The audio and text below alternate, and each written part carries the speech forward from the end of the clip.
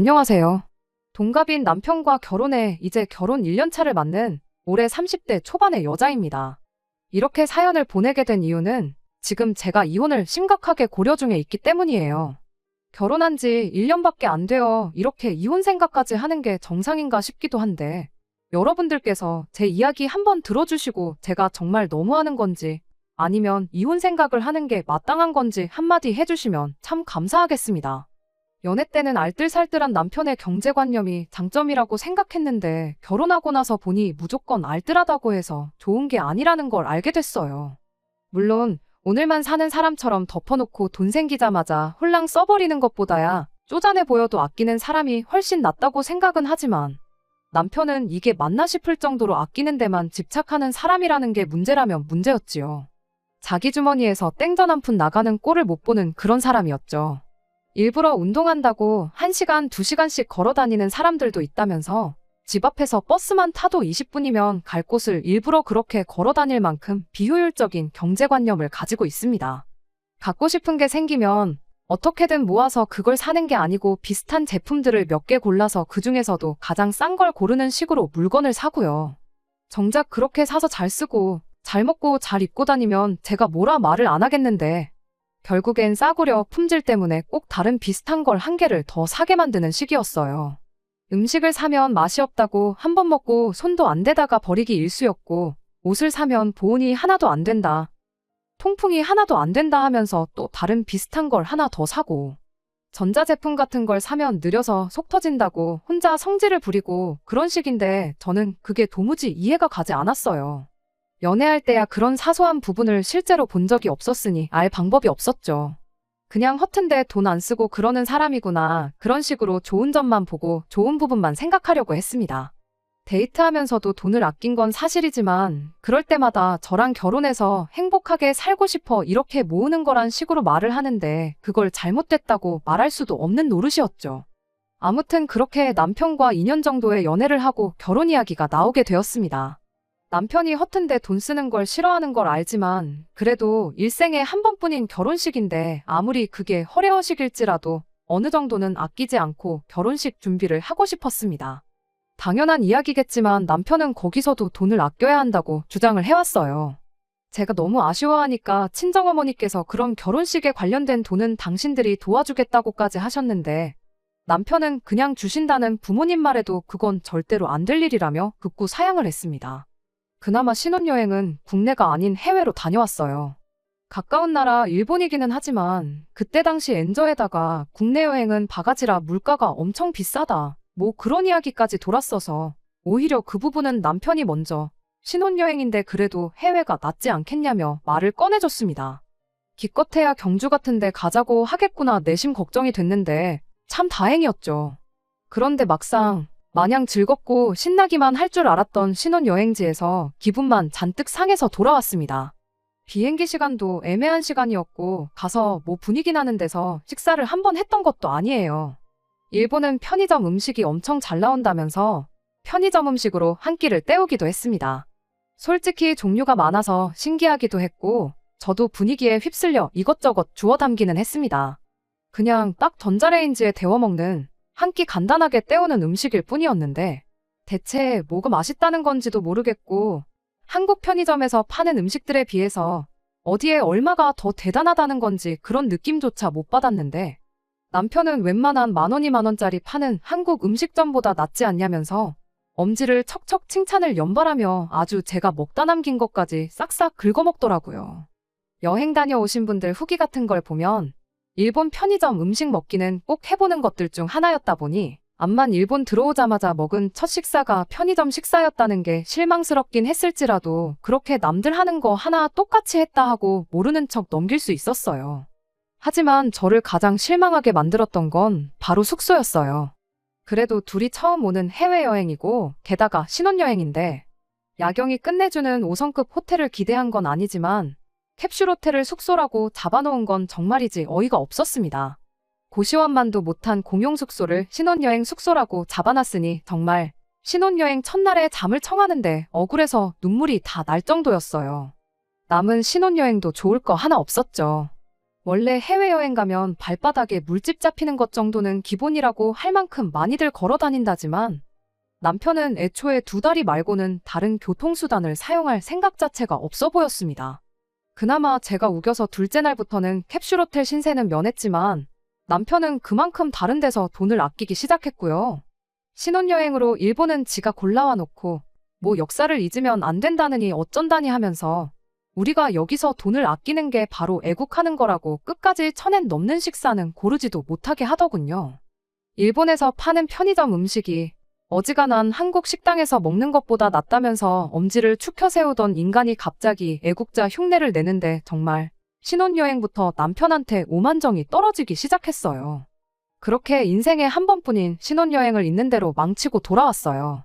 원래는 결혼하고 나서 남편이 경제권을 갖고 돈 관리를 하기로 했었는데 신혼여행 다녀와서 느낀 게 그렇게 했다가는 정말 집에서 천장에 굴비 하나 묶어두고 맨밥에 간장만 찍어 먹고 살겠구나 싶어서 신혼여행 다녀오고 나서 돈 관리는 각자 알아서 하기로 했습니다.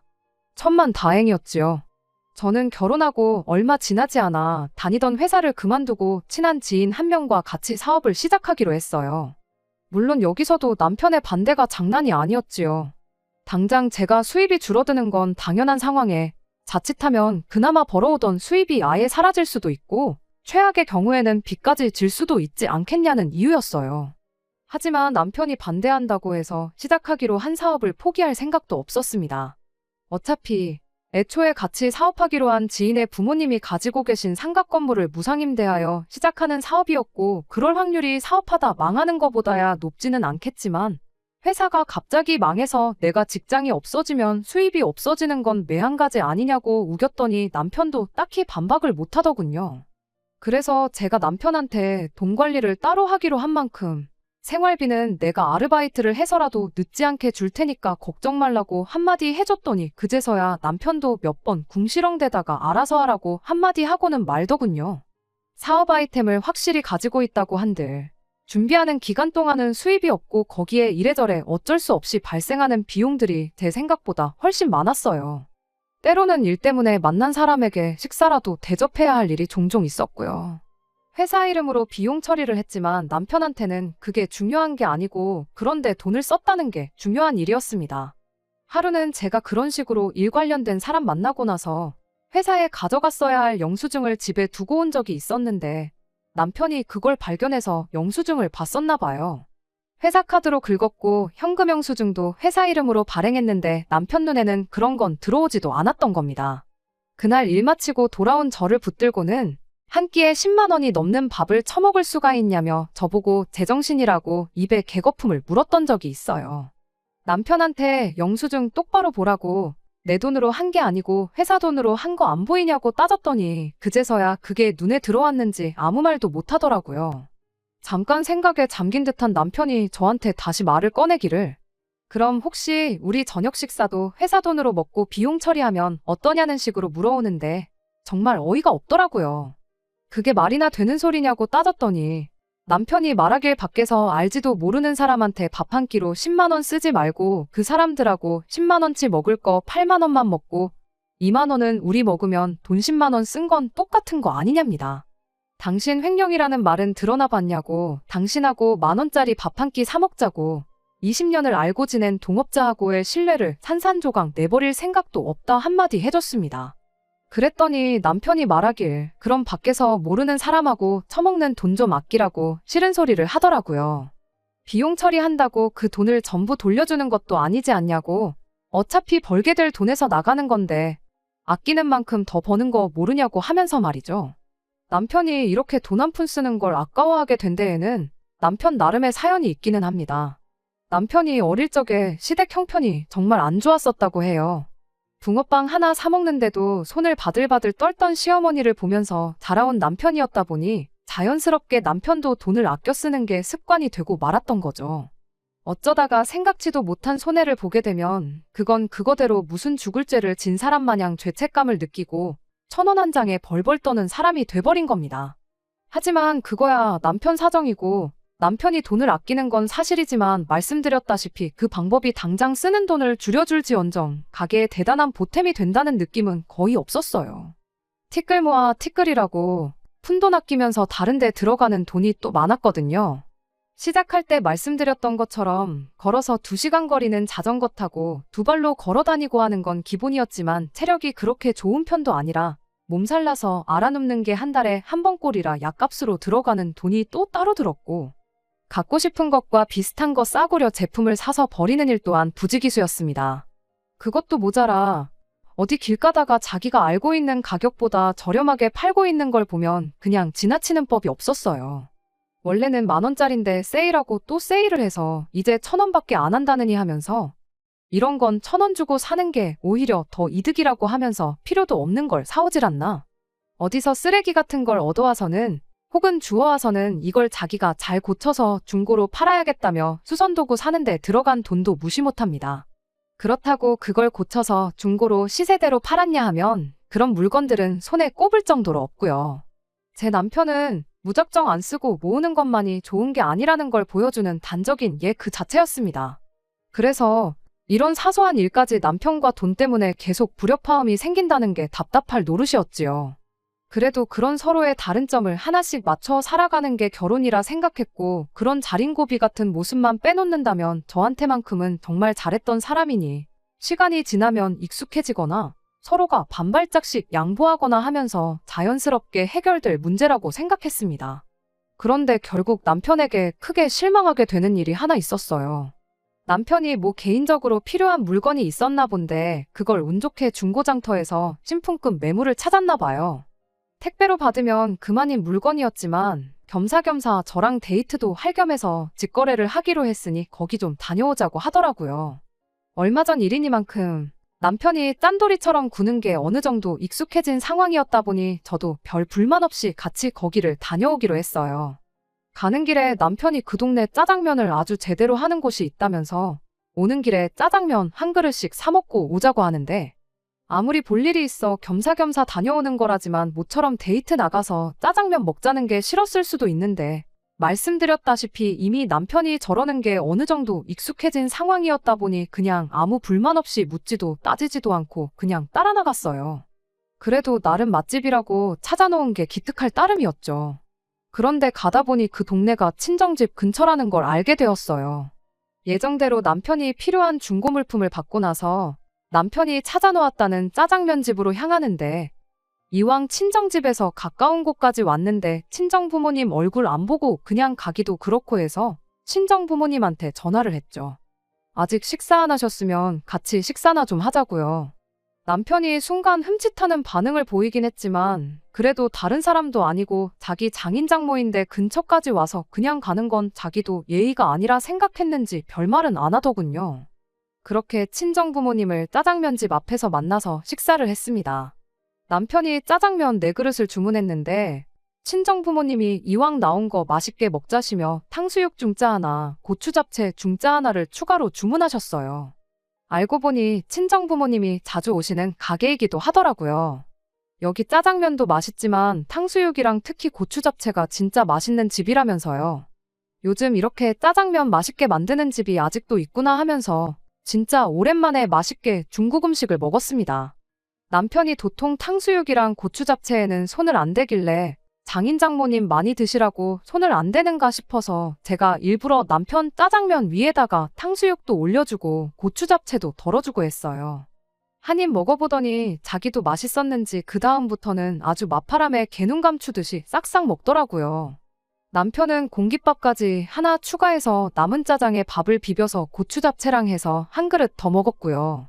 설거지를 따로 안 해도 되겠다 싶을 만큼 바닥이 다 보이게 싹 쓸어 먹었고 계산은 남편이 했어요. 오랜만에 친정부모님과 시간도 보내고 남편도 맛있게 먹는 걸 보니 은근 기분은 좋더라고요. 식사 마치고 나서 잠깐 이런저런 이야기 나누다가 친정부모님이 이 먼 길을 버스를 타고 온 거냐며 놀라시더니 집에는 편하게 가라며 왕복 1시간 반 거리를 집까지 태워다 주셨습니다. 그렇게 그날은 아무 일도 없이 지나갔어요. 그리고 그날로부터 한 달이 더 지나서 친정아버지 생신이 다가오길래 그때 친정집에 전화를 걸었습니다. 그냥 간단하게 외식이라도 할 요량으로 아버지가 먹고 싶어 하시는 게 있느냐 물어보려고요. 그런데 친정어머니께서 엄청 시큰둥한 목소리로 뭘 외식은 외식이냐고 집에 있는 밥 차려줄 테니 그냥 친정집으로 오라는 말을 하시더군요.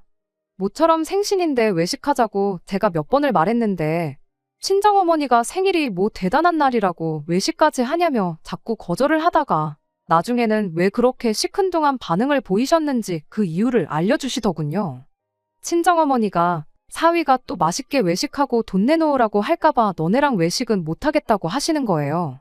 처음엔 제가 들은 게 진짜인지 제 귀를 의심을 했습니다. 친정어머니한테 그게 무슨 소리냐고 되물었는데 친정어머니가 그제서야 그날의 일을 저한테 말해줬어요. 식사 마치고 친정부모님이 저희들 집에 내려다 주시고 집에 돌아가는 길이었는데 남편한테서 문자가 한 통 왔더랍니다. 잘 먹었다고 그런 심심한 인사 한마디 보냈을 줄 알았는데 문자 내용을 보고 기가 막히셨다네요. 문자에 탕수육이랑 고추 잡채 그리고 장인 장모님 앞으로 시킨 짜장면 2그릇 값해서 7만 원을 자기 계좌로 보내달라고 써 있었대요. 맨 밑에 줄에 자기 계좌번호랑 해서 말이죠. 친정어머니가 하도 어이가 없어서 저한테 말해주려고 했는데 친정아버지가 괜히 이거 가지고 저한테 연락했다가 괜히 저랑 남편 부부싸움 나지 않겠냐며 말리셨대요. 그래서 여지껏 말 안 하고 가만 계셨는데 친정어머니도 저희들 싸움 붙이고 싶은 생각은 없으셨지만 그래도 말해줄 건 말해주는 게 맞다 싶어서 이번에 말 나온 김에 이야기해주는 거라고 하시더라고요. 이제 와서 지난 일을 가지고 저희들 싸우라고 하는 이야기는 아니고 그냥 괜히 또 마음 상할 일 만들고 싶지 않으니 그냥 친정아버지 생신 때 괜히 외식하자고 하지 말고 집에 와서 차려주는 밥이나 먹고 가라 한마디 하시고 전화를 끊으셨어요. 전화 말미에 괜히 장인장모가 돼서 딸하고 사위 싸움 붙이는 느낌이니 절대 이 일을 가지고 남편하고 싸우거나 하지 말라고 당신들은 그냥 넘어가기로 했다고 한마디 하셨는데 자초지종을 알아버렸는데 그냥 넘어갈 수가 없었어요. 같이 식사한 게 친정부모님이 아니라 시부모님이었으면 어땠을까 생각하면 너무 열이 받더라고요. 그래서 그날 저녁에 퇴근해서 돌아온 남편 붙들고 한마디 했습니다. 지난달에 우리 부모님하고 밥 먹고 나서 밥값을 따로 청구했다는데 그게 사실이냐고, 그리고 사실이면 대체 무슨 생각으로 그랬던 거냐고요. 그랬더니 남편이 그게 무슨 잘못이냐는 듯 뻔뻔하게 한마디 꺼내더군요. 장인 장모님하고 같이 식사하는 건 애초에 계획에 없던 일이었지 않냐고요. 그리고 장모님도 참 너무하신다 하면서 불만을 토로하더라고요. 어이가 없어서 누가 너무한 건지 밖에 나가서 지나가는 사람들 붙들고 한번 따져보겠냐고 남편한테 한마디 했어요. 그랬더니 남편이 그게 아니라 장모님이 너무 당신 유리한 대로 설명을 하셨다고요. 돈을 바로 보내주시긴 했는데 자기도 곰곰이 생각해보니 짜장면 값까지 받는 건 너무한 것 같아서 곧바로 친정어머니 계좌로 15,000원을 다시 보내줬다는 겁니다. 그런데 어떻게 그 이야기는 쏙 빼놓고 내가 7만 원을 달라고 했던 것만 이야기하실 수가 있냐고 따지는 거예요. 이 인간이 제정신인가 싶었죠. 당신이 돌려드린 게 짜장면값 15,000원이 아니라 나머지 다른 음식 먹은 거 55,000원을 돌려드렸다고 해도 이 상황 자체가 말도 안 되는 거다 한마디 해줬더니 남편이 대답이라고 하는 게 더 어이가 없었어요.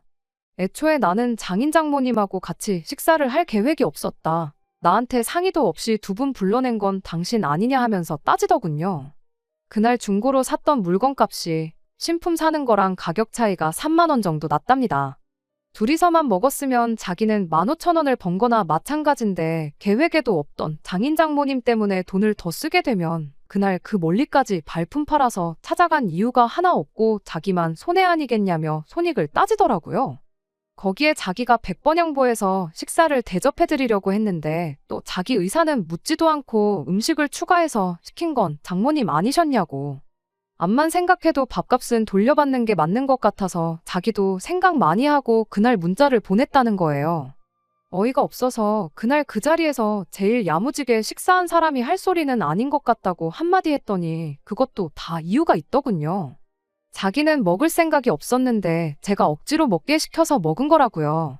무슨 소리를 하는 건가 했더니 그날 남편이 일부러 다른 음식 손도 안 대고 짜장면만 호로록 먹고 있던 게 애초에 그 음식 가격들을 책임질 생각이 없었기에 그랬다는 소리였죠. 그런데 자기가 안 먹으려던 거 제가 억지로 먹으라고 그래서 먹은 거였고 마지막에 다 먹고 남은 음식은 버리는 거나 마찬가지였기 때문에 자기가 공깃밥 하나 추가해가지고 버릴 음식을 처리했다고 하는 겁니다. 말인즉슨 제가 먹으라고 준 건 자기 의지로 먹은 게 아니고 밥 추가해서 싹싹 먹은 건 어차피 식사가 다들 끝나버린 와중에 잔반이 돼버린 남은 음식들을 자기가 처리한 거라고. 그러니 자기는 그날 시킨 탕수육하고 고추 잡채를 하나도 안 먹은 거나 마찬가지니 돈 계산을 할 필요도 없는 거나 마찬가지라는 말을 하려는 거였죠. 그러면서 끝까지 그래도 내가 장인 장모님 짜장면은 한 그릇씩 대접해드린 거니 욕먹을 거 하나 없는 상황이지 않냐면서 제가 이러는 게 도무지 이해가 안 된다고 오히려 적반하장으로 저한테 짜증을 내더라고요. 친정어머니를 이상한 사람으로 만든 건 두말할 것도 없고요. 이 인간이 짠돌이인 걸 알았지만 정말 결혼 생활 1년 하면서 이렇게 정이 떨어져 본 적이 없었어요.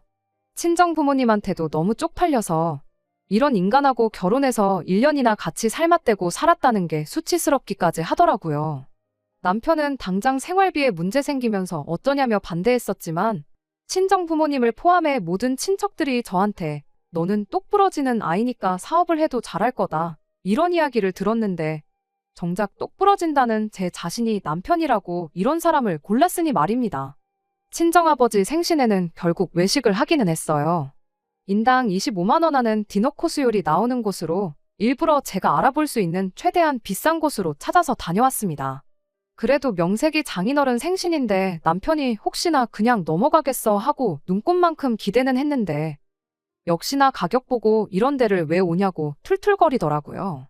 내가 내 돈으로 낼 거니까 걱정 말라고 한마디 해주니 그날처럼 처먹기는 거기 있던 손님들 중 제일 잘 먹더군요. 그때처럼 그릇까지 먹을 기세로 말이에요. 그런데 또 다 먹고 나서는 여기는 무슨 식당이 돈을 이만큼이나 받아 처먹고 음식은 쥐똥만큼밖에 안 주냐고 간에 기별도 안 간다고 하면서 자기 회사 근처에 있는 한식 뷔페 이야기를 하더라고요. 거기 가서 9,900원만 내면 음식 종류도 훨씬 많고 배 터질 때까지 먹고 올 수 있다고 하면서 단번 생신 때는 자기가 외식 장소를 알아봐야겠답니다. 내가 선택한 사람이니만큼 어떻게든 참고 살아보려고 했는데 이젠 한계에 온 것 같아요. 얼마 전에 혼자 친정 가서 친정어머니한테 신세 한탄 좀 했더니 그래도 이혼은 조금 아니지 않냐고 살다 보면 이런 건 익숙해질 테고 서로 맞춰가기 마련이라고 저보고 참으라 하시네요. 이제 고작 결혼 1년 차 넘어가는데 제가 더 참을 수 있을런지 모르겠어요. 아니, 이걸 참고 있는 게 맞는 건가 싶기도 하고요. 이 결혼 누가 등 떠밀어서 한 것도 아니고 제가 선택해서 한 결혼이긴 하지만 그 누구의 탓도 할 수 없다는 거 알지만 이렇게 계속 사는 게 맞는 건지 싶습니다. 안녕하세요. 오랜만에 이렇게 다시 찾아뵙게 되었습니다. 지난 몇 달간 정말 혼자서 오랜 시간 많은 고민을 했어요. 이렇게 저렇게 생각을 해봐도 아무리 제가 선택한 사람이라지만 연애할 때 저한테 잘했던 추억 하나만 가지고 평생을 살아갈 수는 없겠더라고요. 그래서 저는 결국 이혼을 선택하게 되었습니다. 그냥 이혼을 한 건 아니에요. 친정아버지 생신 때 혹시나 하고 기대했던 것처럼 제 나름 몇 번의 기회를 더 줬습니다. 그럴 때마다 번번이 남편은 제 기대를 저버렸고 그렇게 시간이 지나 시어머니 생신날이 찾아왔어요. 뭐 알아보기도 싫고 해서 남편한테 당신 회사 근처 한식 뷔페나 가자고 하려다가 그래도 친정아버지 생신 때 좋은 데 다녀왔는데 아무리 기분 나빠도 그러자고 하긴 좀 그랬어요. 아니나 다를까 남편한테 시어머니 생신 때는 어디 가는 게 좋겠냐고 물어봤는데 남편이 콕 집어서 어디 가자고 하지는 않고 어디 괜찮은데 아는 데 있냐며 말끝을 흐리더군요. 그게 은근하게 그래도 시어머니 생신인데 좋은 데 가자고 말하고 싶은 눈치였어요. 친정아버지 생신에 그렇게 비싼 데 다녀왔으니 시어머니 생신 때도 좋은 데 한번 다녀오고 싶은데 막상 자기가 알아보면 계산도 자기 돈으로 다 해야 할 것 같으니 저보고 알아오라고 한 다음에 책임을 저한테 일부나마 덮어씌우고 싶어서 저런다는 게 눈에 딱 보이더라고요. 그래서 남편한테 제가 먼저 말했어요. 다른 사람도 아니고 시어머니 생신이니까 내가 챙기겠다고요. 그랬더니 남편이 입이 귀에 걸려서는 그럼 저번에 장인어른 생신 때 다녀온 데 같은 곳으로 한번 알아보라 하는 겁니다. 음식이 양은 적었어도 분위기가 참 좋았다면서요. 그리고 신혼에도 부를 테니 시조카까지 해서 총 7명 자리를 예약해야 한다고 강조를 하더라고요. 결혼한 지 얼마 안 돼서 시아버지 생신이 있었는데 그때는 남편이 누나네 오면 돈 안 낼 게 뻔하다고 일부러 부르지도 않았었는데 제가 챙긴다고 했더니 그래도 지 가족 공짜밥 먹여주겠다고 부르는 속이 안 봐도 뻔했습니다. 여기저기 알아보다가 저번에 다녀온 파인다이닝 같은 데보다는 고깃집이 낫겠더라고요.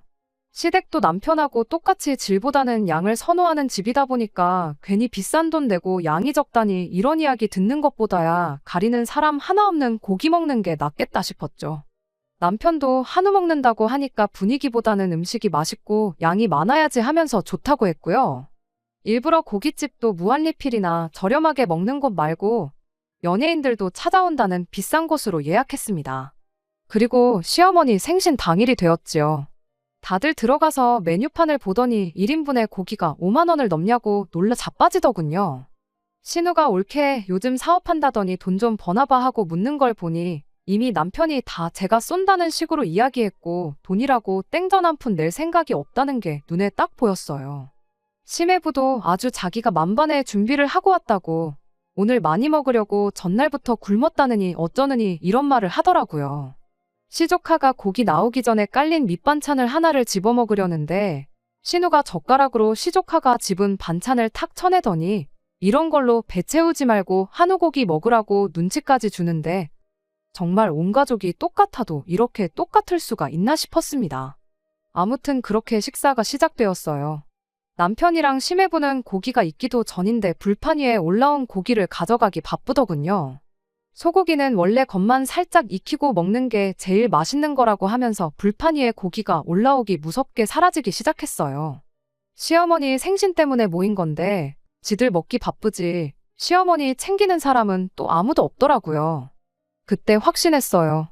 참고 산다고 해서 남편이 변할 일은 없겠구나 하고요.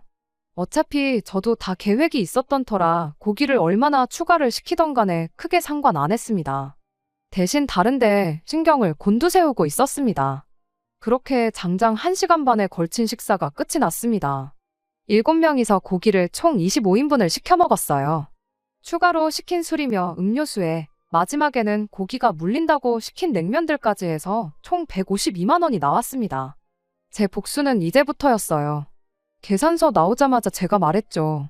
내가 먹은 거 1인분에 냉면 한 그릇, 시어머니가 드신 거 냉면 하나, 된장찌개 하나에 공깃밥 하나, 고기 1인분 해서 15만 원 결제할 테니 나머지는 알아서 계산하라고요. 내가 대충 보아하니 심해부랑 남편, 아버님이 6인분씩은 드셨고 신우가 3인분에 시조카가 2인분 정도 먹었다고 각자 먹은 만큼 내던지 인수대로 따져서 뿜빠이를 하던지 정하시면 될 것 같다고 각자 자기들이 냉면이랑 음료 같은 거 뭐 먹은지는 알고 있지 않냐고 한마디 해주고 자리에서 일어났습니다. 제 말이 끝나니까 그 자리에 있던 전원이 이건 무슨 소린가 하고 어리 빠져서 저를 쳐다보고 있더라고요. 뭐 남편이 우리 부모님한테 탕수육 값을 돌려받았느니 이런 이야기 할 것도 없겠다 싶어서 그냥 못 본 척하고 자리에서 일어났어요. 그리고 말한 대로 어머님하고 제가 먹은 것만 계산하러 가는데 남편이 쫓아 뛰어나오더니 이게 뭐 하는 짓이냐고 따져묻더군요. 자기가 했던 건 생각도 안 하고 뻔뻔하게 저러는 게 어이가 없어서 내가 어머님 몫은 책임진다고 진작에 말하지 않았냐고 한마디 해줬어요. 시어머니 생신에 시어머니가 태어나신 거지 아버님이 태어난 건 아니시지 않냐고요. 애초에 나는 시어머니 생신이니만큼 어머님만 챙겨드릴 생각이었는데 당신이 오지랖 부려서 아버님도 부르고 신우네 온 가족까지 부른 거 아니냐고 다른 사람들은 나는 모르는 일이니 당신이 알아서 하라고 했네요. 남편이 엄청 곤란했을 거예요. 제가 그래도 1년 같이 살아봐서 너무나 잘 알죠. 평소에 지갑에 현금이라고는 비상금이라고 10,000원 한 장 가지고 다니는 게 전부고 카드도 괜히 과소비한다고 한도를 30만 원으로 만들어 놓고 다니는 사람이거든요. 15만 원 제가 내도 남은 게 거의 140만 원 돈인데 남편이 계좌이체 해주는 거 말고는 그 돈을 낼 방법이 만무했죠. 이참에 남편이 신우네한테 누나네가 먹은 건 누나네가 내라고 박터지게 싸운다면 더할 나위 없이 좋았고요. 손님이 엄청 많은 가게였는데 남편이 그래도 체면 때문에 쪽팔렸는지 별말은 안 하고 자리로 돌아가더군요. 그러자마자 시어머니가 쫓아나와서 이게 다 무슨 일이래니 묻길래 시어머니한테는 진짜 이유를 말해줬어요. 시어머니가 이 상황을 이해하고 남편과 제 사이를 중재해주길 바란 건 아니었는데 그 부모의 그 자식이라고 시어머니도 똑같은 말을 하더군요. 그때는 상의도 없이 부모님을 짜장면 집에 오라고 했던 제 잘못이 맞으니 당신 아들이 우리 부모님한테 탕수육 값을 청구한 게 잘못된 일이 아니라고요. 그래도 남편 잘못이라고 인정해주고 다음부터는 적어도 가족들 연관된 일에 돈 아낄 생각 말거라 한마디라도 해주셨다면 그냥 그날 그 자리에서의 일은 해프닝이라고 넘기고 남은 140만 원도 제 돈으로 계산할 의사가 있었어요. 그런데 시어머니까지 같이 나서서 이렇게 정을 떼주니 오히려 고마울 노릇이었달까요? 그래도 말해놓은 게 있으니 그냥 제가 먹은 것만 계산하고 갈까 싶었지만 그러지는 않았네요. 그렇게 저랑 시어머니 몫만 계산하고 나와서 저는 혼자 택시 타고 집에 돌아갔습니다. 어떻게 합의를 본 건지는 모르지만 제가 집에 도착하고 한 2시간 정도 지나서 남편이 집에 돌아왔습니다. 그 와중에도 교통비 아끼겠다고 걸어온 건지 아주 온몸에 땀이 뻘뻘 난리도 아니었어요. 비싼 밥 먹고 그걸 그렇게 빨리 소화시키면 어쩌냐고 제가 한마디 했더니 남편이 폭발해서는 저한테 화를 내기 시작했어요. 애초에 시어머니만 챙긴다고 했는데 다른 가족들 부른 건 당신 아니냐고, 다른 사람들 몫은 사실 부른 사람인 당신이 냈어야 하는 거 아니냐고 빈정거렸죠. 그랬더니 남편이 그때 탕수육 가지고 아직도 그러고 있냐고 하면서 그때랑 지금이랑 같냐고 하는 겁니다. 그때는 그냥 날이었고 오늘은 어머니 생신이지 않느냐고요. 가족들 앞에서 꼭 그렇게 내 쪽을 줬어야 했냐 따지길래 아주 이제는 가족들 앞에서는 체면 챙기고 내로남불까지 하고 있냐고, 돈 아끼는 것도 좋은데 그렇게는 살지 말라고 한마디 해줬어요. 더 실갱이 해봤자 좋은 꼴 볼 것도 없고 설명해봐야 어차피 저만 잘못한 걸로 몰아갈 게 뻔한데 이야기 더 나눠봐야 얻을 게 뭐 있나 싶더군요. 그래서 그냥 길게 볼 것도 없이 이 길로 이혼하자고 했어요. 남편이 이혼을 자기가 해주겠냐고 금검절약하는 게 이혼 사유나 되겠냐며 버티길래 한번 자신 있으면 버텨보라고, 한번 누가 이기나 끝까지 해보자고 하고 그 길로 짐 싸서 친정으로 나왔습니다. 진흙탕 싸움까지 갈 만반의 준비를 하고 있었는데 의외로 남편이 순순히 이혼 서류에 사인을 해주더군요. 100% 승산이 있었다면 남편도 끝까지 갔을 테지만 뭔가 자기도 뒤가 구리다고 생각한 건지 아니면 질 수도 있다는 조언을 들었겠구나 싶더라고요. 괜히 소송비에 위자료까지 물어줄 생각을 하니 그 손해를 감당하기는 싫었나 봅니다. 결혼 1년 차밖에 되지 않았다 보니 이혼 과정에서 그닥 복잡한 문제는 없었습니다. 손해는 죽어도 보지 않겠다는 주의다 보니 오히려 별탈 없이 빠르게 이혼을 할 수 있었네요.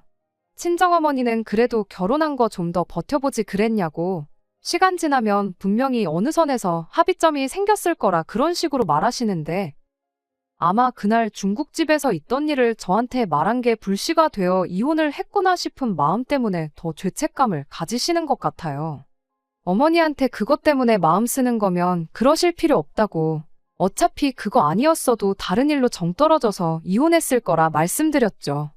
그랬더니 친정어머니도 나중에 가서는 차라리 잘 됐다고, 어차피 이혼할 거였으면 한 살이라도 어릴 때 해야 새 출발의 기회도 생기고 그러는 거 아니겠냐시네요. 남편이 돈 때문에 아이는 최대한 늦게 갖자고 이야기했는데 그게 천만다행인 것 같습니다. 다행히 제 사업도 어느 정도 자리를 잡아가고 있고요. 혼자가 되었다 해도 제 자신 하나는 건사할 수 있겠다 싶어요. 결국 제가 사람을 잘못 보고 옳지 않은 판단을 내린 게 발단이 돼서 이혼한 거나 마찬가지니 그 누구의 탓을 하지는 않으려고요. 혹시나 다른 분들도 저처럼 콩깍지 때문에 단점을 장점으로 받아들이는 분이 계신다면 결혼은 현실이니 다른 시각으로 한번 생각해보는 것도 나쁘지 않다고 조언 한마디 해주고 싶네요. 끝까지 들어주셔서 감사합니다. 오늘의 사연은 여기까지입니다. 구독과 좋아요, 알람 설정 부탁드리고 더 좋은 사연으로 다시 찾아뵙겠습니다. 감사합니다.